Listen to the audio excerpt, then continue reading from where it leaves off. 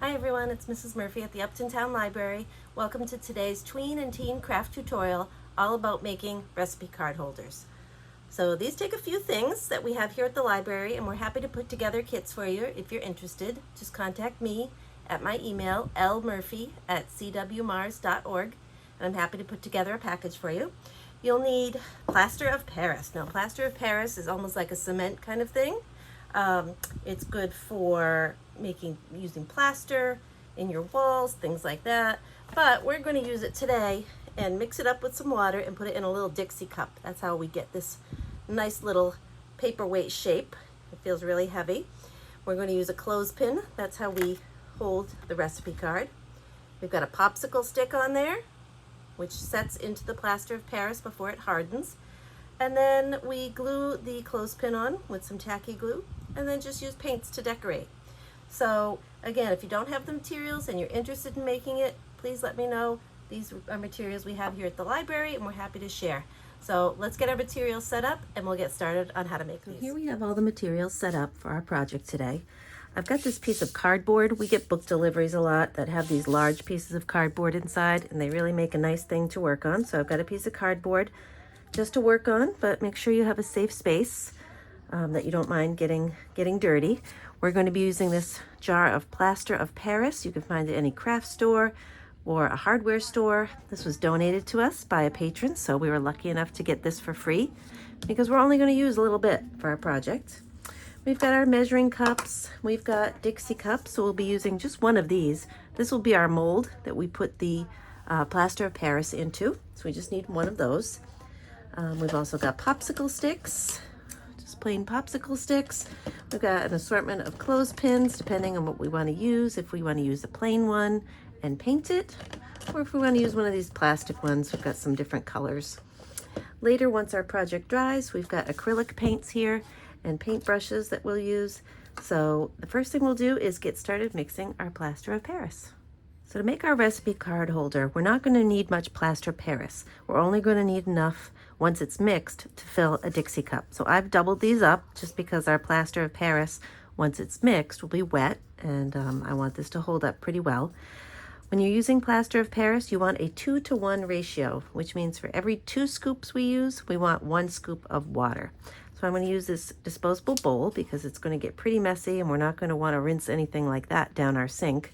So we're going to start with 2 of these measuring cups. It doesn't really matter what size measuring cup you use as long as you're using a 2-to-1 ratio. So we've got 1 cup, 2 cups. Now we're going to add 1 of the same cup of water. Here's our water. And I think what we're going to do is just use one of our sticks to stir. Nice and disposable. So you can see the consistency there.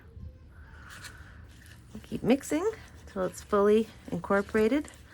This is a project where you want to have all of your items ready to go, because once this starts to set, it's going to be hard to use. So we want to make sure it's all set and well mixed. And then what we're going to do is pour it into the small Dixie cup. And then the directions say it sets in about half an hour, so about 30 minutes. So that looks about right.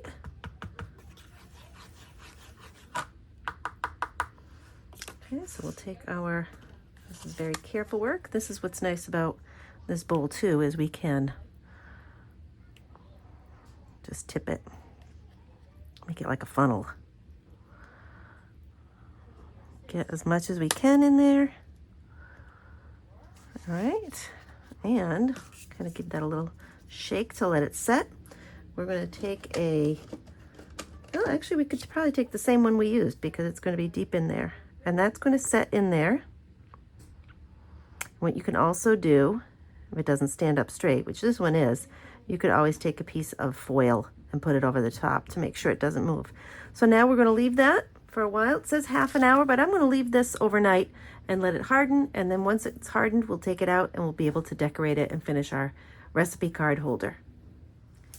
So after about half an hour, this was dry, but I let it dry overnight and it got nice and firm here, and it was easy to peel the cup right off.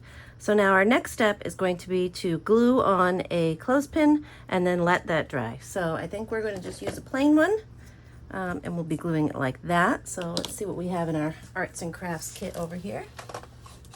I've got some tacky glue that will work just nicely. If you have a hot glue gun, that works well too.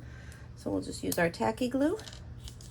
Again, this is why I like using these big pieces of cardboard. It's like a big, work area. So we'll just put a bead of glue right along here. And let that sit. Give it a minute to set. We'll let that dry and then we'll have fun painting it. So now that we're going to paint our recipe card holder, I'm going to just use this cardboard as my palette and pour whatever paints I use right onto it. So that's one less thing to have to clean up. You have to decide who you're giving this to, where it's going to go, or just simply have fun with it. So I think I'm going to make this one for myself, and I'm going to use yellow because it's a nice bright cheery color. We'll start by painting the whole thing yellow. I'm not sure what I'll do with this. Maybe see how that goes. But what I'm using today is acrylic paint. This is outdoor, indoor enamel paint. You can get this at any craft store, any store like Walmart. They're pretty inexpensive. They're only usually $1 or $2 a bottle, and they last a long time. And they're great because they will not chip. They will not wash away. So we're just going to use that and paint away. So we'll slowly go around. I'm using this nice wide brush. You can use a sponge brush, those are nice too. And then we'll do some detailing afterwards. So this is probably going to take 2 coats maybe. I'm using a light color, so it shouldn't take much more than that. And we'll see how it goes. So this is what it looks like after 2 coats of yellow. And I decided that this is going to be the background. We're going to use all these different colors to just create some flowers on it. And maybe we'll paint this as well. We'll see how it looks.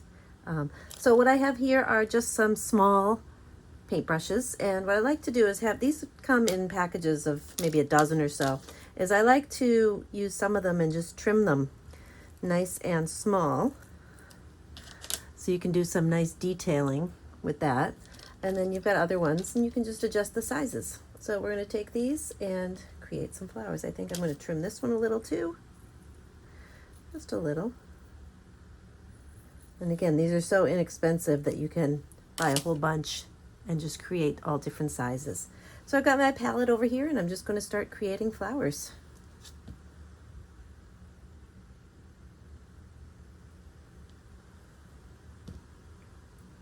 Some petals.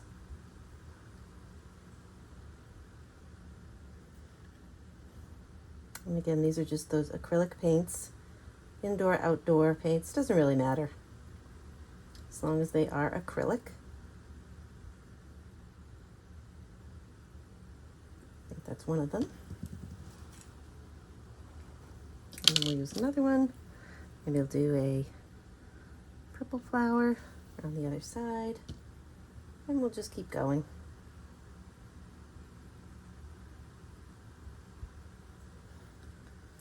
And that's all we'll do. So I'll check back after we've finished making these flowers. And here's our finished product.